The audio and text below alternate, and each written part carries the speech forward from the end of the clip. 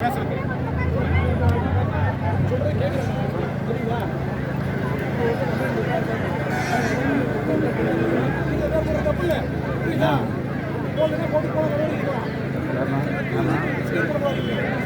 பேர் கட்சிக்காரங்க போட்டாலே கேஸ் போடுவது சொன்னா என்ன சார் நியாயம்? நான் சொன்னேன் நீங்க சார் நியாயத்துக்கு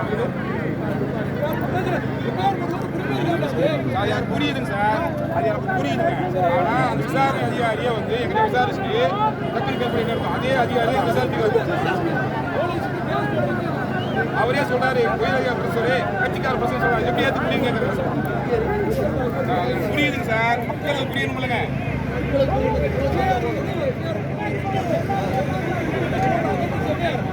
எல்லா சார்